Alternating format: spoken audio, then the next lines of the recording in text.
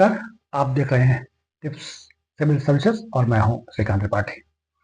महिला पर्यवेक्षक भर्ती परीक्षा 2025 के लिए आपके पाठ्यक्रम के अनुसार आज हम तृतीय खंड की चर्चा करने जा रहे हैं, जिसमें प्रबंधकीय गुणों के संबंध में है, जिसमें आप संचार पढ़ेंगे, नेतृत्व पढ़ेंगे, पंचवार्षिक योजनाएं पढ़ेंगे, विकास के अवधारणा पढ़ेंगे। पहला जो आपका जो टॉपिक है वो प्रबंधकीय गुणों से संबंधित है। हम बात करेंगे कि प्रबंधन क्या है, प्रबंधकीय गुण क्या क्या होते हैं, प्रबंधकीय प्रक्रियाएं क्या हैं और प्रबंधकीय तकनीकें क्या क्या क्या है। इसको ये सब चीजें अपने व्यक्तिगत जीवन में भी, आपके संगठनात्मक जीवन में भी प्रबंधन की विशेषताओं को बताने से हम एक कुशल प्रबंधक बनने की ओर अग्रसर होंगे। प्रबंधन के संबंध में हमारी समझ भी बढ़ेगी। प्रबंधन सामान्य अर्थों में कार्य कराने की कला है।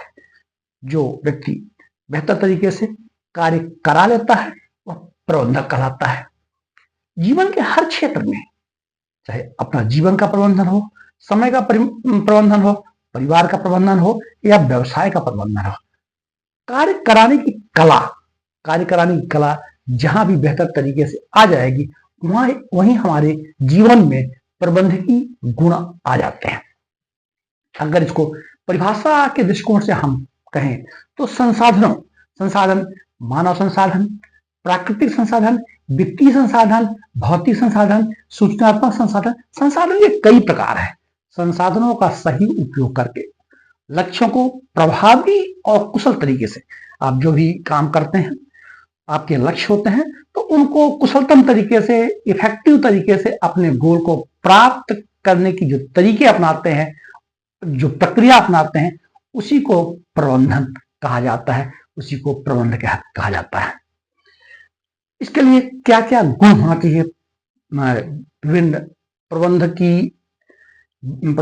विज्ञानियों ने प्रबंधकीय गुणों के बारे में के संबंध में चर्चा किया है। प्रबंधन के संबंध में जो महत्वपूर्ण विद्वान हैं, हेनरी फ्योल का नाम लिया जाता है।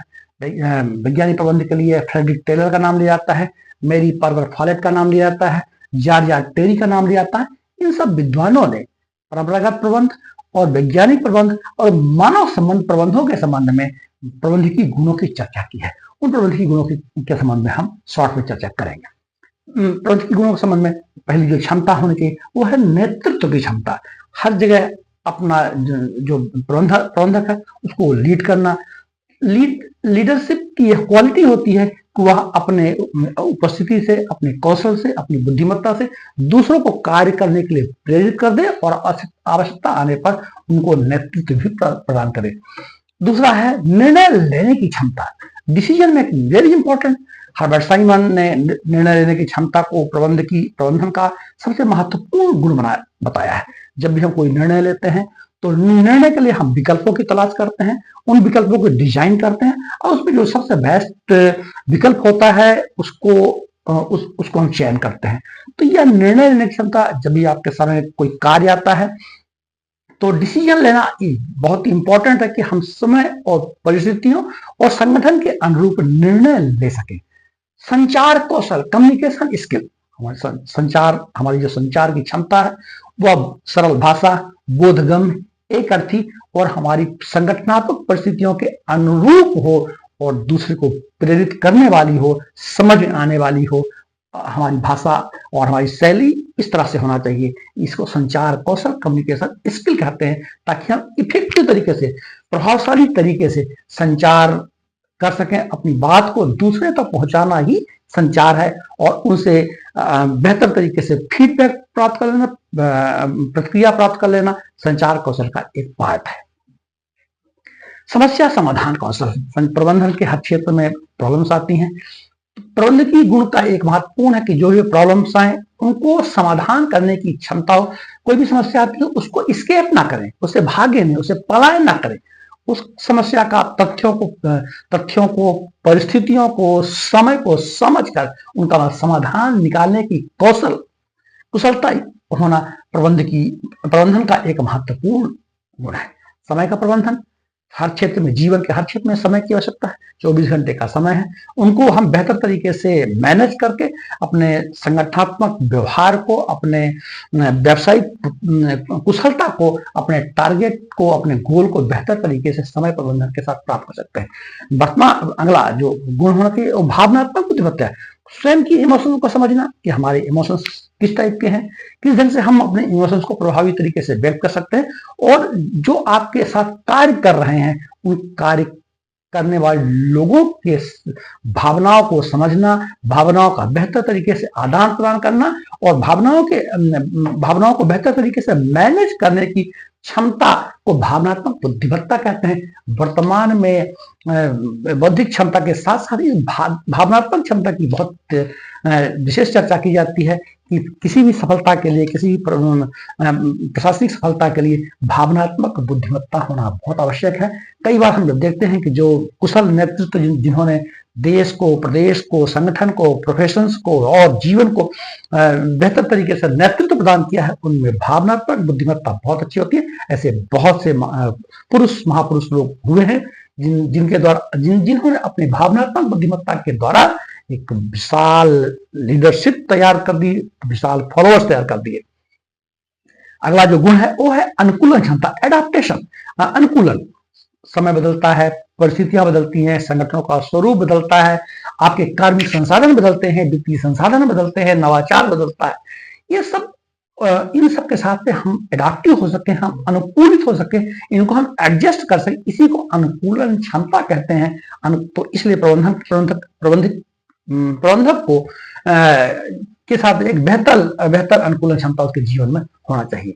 टीम मैनेजमेंट, अब जब भी हम किसी व्यवसायिक संगठन में, किसी प्रबंधकीय संगठन में, किसी कार्यालय में काम करते हैं तो आपके साथ एक टीम होती है, तो हम टीम वर्क के साथ काम कर सके, टीम का प्रबंधन कर सकें, हम लेबर डिवीजन कर सकें, हम उस जो व्यक्ति जिस कार्य के योग्य हो, जो जिसको जिस कार्य में रुचि हो और योग्यता हो, कौशल हो, उस कार्य को हम उसको सौंप सके, इसी को टीम प्रबंधन कहा जाता है।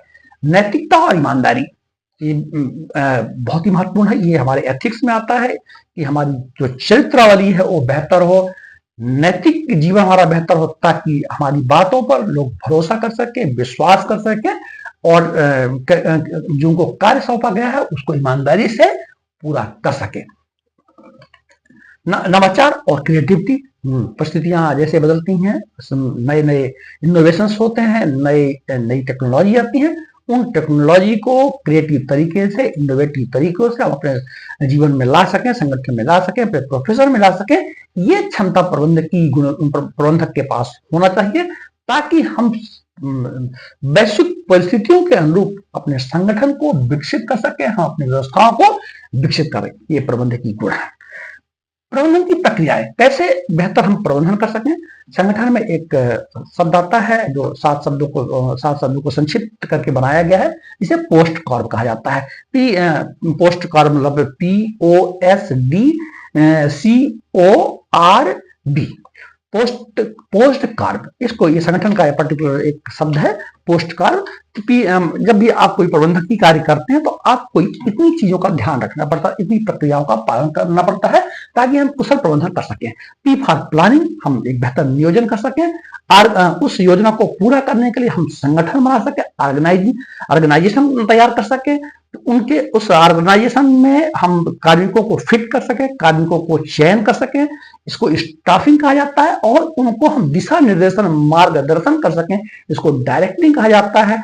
और हम अपनी टीम के साथ, अपने कार्य प्रणालियों के साथ, अपने कार्य के साथ, कार्य की परिस्थितियों के साथ बेहतर कोऑर्डिनेशन कर सके, इसको कोऑर्डिनेशन, समन्वय कहते हैं। और हम किए हुए कार्य को हम प्रतिवेदित कर सके, रिपोर्टिंग अपने उच्च प्रबंधन कर सके, और नीचे के लोगों से फीडबैक दे सके, ये रिपोर्टिंग आता है। और इन सब कार्यों के लिए वित्त की जरूरत पड़ती है, इसको बजटिंग कहा जाता है। तो इतनी इसी प्रबंधन के क्षेत्र में ये सब बातें आती हैं। और प्रबंधन के जो प्रकार होते हैं वो बहुत सारे, जीवन में प्राकृतिक प्रबंधन होता है, रणनीतिक प्रबंधन, आपको दीर्घकालीन कोई उद्देश्य प्राप्त करना हो, इसके लिए हम स्ट्रेटेजिक मैनेजमेंट करते हैं, फाइनेंशियल मैनेजमेंट करते हैं, ह्यूमन मैनेजमेंट करते हैं, ऑपरेटिंग मैनेजमेंट करते हैं, और मार्केटिंग मैनेजमेंट करते हैं। तो ये सब प्रबंधन के प्रकार हैं, ऑपरेटिंग, मार्केटिंग, वित्तीय, ह्यूमन, कम्युनिकेशन। तो ये सब ये सब चीजें प्रबंधन की सामान्य जानकारियां हैं। ये आपके पाठ्यक्रम में दिया हुआ है। प्रबंधन की गुण आपकी तृतीय खंड में लिखा हुआ है। आप इसको समझने के पश्चात आप प्रबंधन के संबंध में बेहतर समझ बनाते, ऐसी हमारी आशा है। ये मेरी बात आप तक पहुंची होगी। जय हिंद, जय भारत।